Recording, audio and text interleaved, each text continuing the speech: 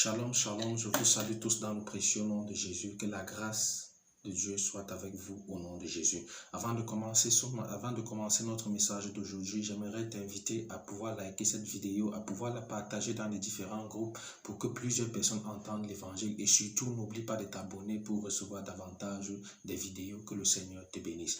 Quelqu'un m'a posé la question de savoir, mais pourquoi je ne fais que parler de Jésus? Et pourtant, ce Jésus même a dit qu'il n'est pas venu pour nous les païens, mais qu'il est plutôt venu pour les Juifs. Pour cela, pour répondre à cette question, ou bien pour apporter des éclaircissements, j'aimerais que nous parcourons un peu la Bible pour voir ce que le Seigneur dit.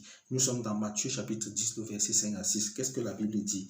Je vais lire le verset 5 à partir du verset 5b, là où Jésus commence à parler. Qu'est-ce qu'il dit? Il dit, n'allez pas vers les païens et n'entrez pas dans les villes des Samaritains. Allez plutôt vers les brebis perdues de la maison d'Israël. Là, c'est la mission. Jésus choisit 12 disciples, à qui il donne le nom d'apôtres, et il les envoie dans les villes où lui-même devait aller, et il leur demande d'aller prêcher la parole, et il les interdit formellement de ne pas se rapprocher vers les païens, de ne même pas entrer dans les villes des Samaritains, mais d'aller plutôt vers les brebis égarées de la maison d'Israël, vers les brebis perdues de la maison d'Israël. Là, c'est Jésus qui parle.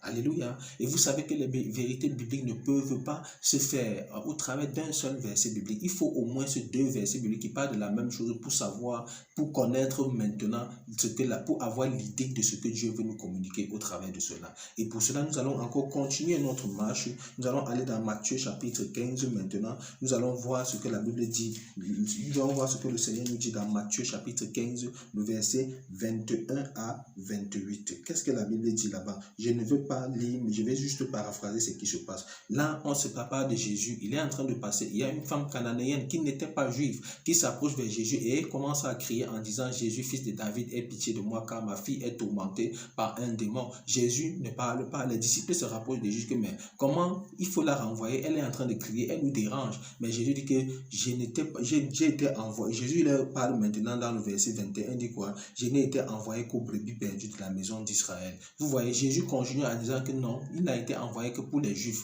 pour les brebis égarées de la maison d'Israël. Et ce qui va m'intéresser ici, c'est ce que la femme parle. La femme dit dans le verset 25 qu'elle vint se prosterner devant lui, disant, Seigneur, secours-moi.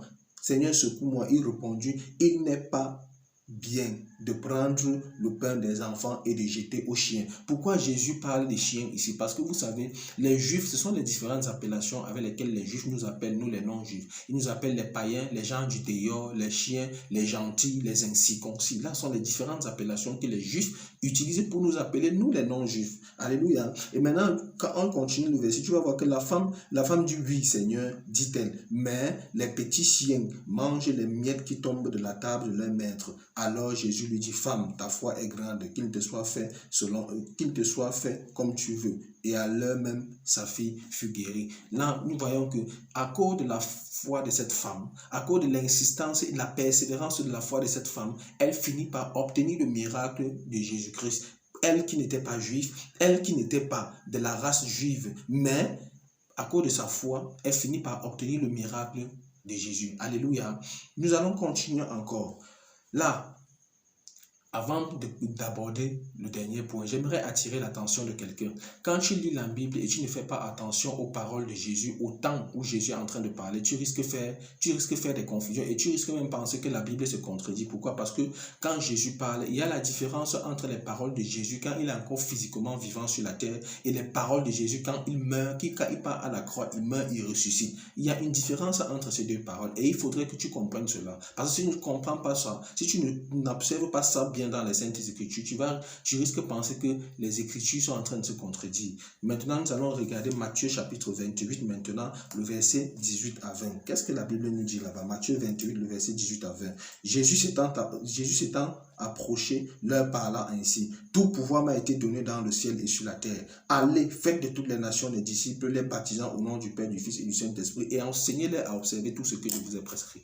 Là, maintenant, Jésus est mort. Il est ressuscité, il apparaît maintenant aux disciples. En ce jour-ci, c'est le jour où Jésus devait monter au ciel. Ce qu'on appelle aujourd'hui l'ascension. Alléluia. Ce qu'on appelle aujourd'hui l'ascension. Et Jésus réunit ses disciples maintenant et dit quoi?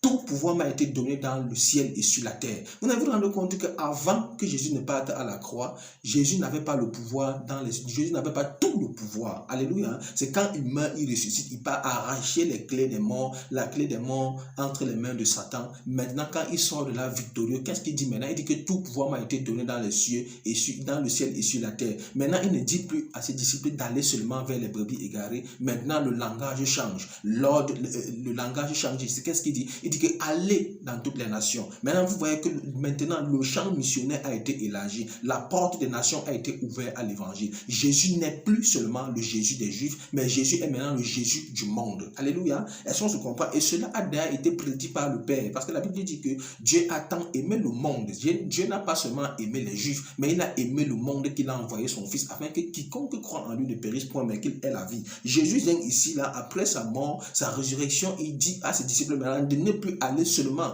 vers les brebis égarées de la maison d'Israël, mais d'aller maintenant dans toutes les nations et de faire de toutes les nations les disciples. Les disciples de qui? Ses disciples. Alléluia. Et quand nous regardons bien dans les passages que nous venons de lire, la Bible nous a dit dans Matthieu 10 que quand Jésus a envoyé les disciples, il dit que n'allez pas vers les païens, n'allez pas vers les païens, mais n'entrez même pas dans les villes des Samaritains. Mais quand tu regardes la Bible, tu vas te rendre compte que dans Jean chapitre 4, Jésus lui-même est parti dans le territoire des Samaritains, et quand il a rencontré la femme samaritaine là-bas, la femme samaritaine lui a dit que mais comment toi qui es juif me demandes-tu l'eau à boire, moi qui suis une femme samaritaine? Ne sais-tu pas qu'il n'y a pas de rapport entre les juifs et les samaritains? C'est là où Jésus commence à l'expliquer les choses en parabole. Est-ce qu'on se comprend un peu? Donc Jésus, quand tu ne fais pas attention, quand tu ne cherches pas à comprendre à quel moment Jésus est en train de parler, les paroles qu'il prononce avant, quand il est encore physiquement vivant sur la terre, et les paroles qu'il prononce quand il est mort et ressuscité, tu vas commencer à penser que la Bible se contredit, comme je suis en train de vous dire. C'est Jésus qui était unique, c'est Jésus qui était celui-là qui était seulement pour les Juifs. Mais quand il meurt, il ressuscite, il récupère maintenant la clé des morts et du séjour des morts entre les mains de Satan. Il sort de là victorieux, il a vaincu la mort, il a vaincu ses barrières, il a vaincu les limitations. Maintenant, il dit que le champ a été ouvert. Parce que quand tu regardes les scénarios qui accompagnent la mort de Jésus, tu vas te rendre compte qu'à sa mort, la Bible dit que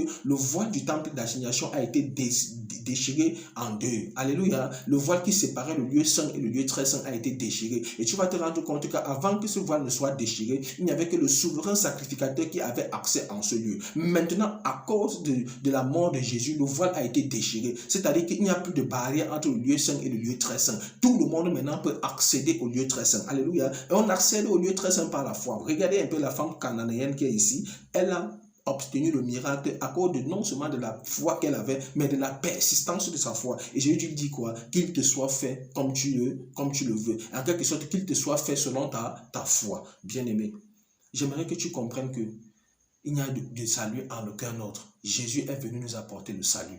Tel que soit ce que les gens pensent, revenons aux Saintes Écritures. Laissons un peu les philosophies humaines. Alléluia. Retournons à ce que la parole de Dieu nous dit. Retournons à ce que les Saintes Écritures nous disent. Amen. Que le Seigneur vous bénisse. Et surtout, ne rate pas la prochaine vidéo, parce que là, je vais apporter encore plus d'éclaircissement en ce qui te concerne, en ce qui nous concerne. Que le Seigneur te bénisse. Shalom.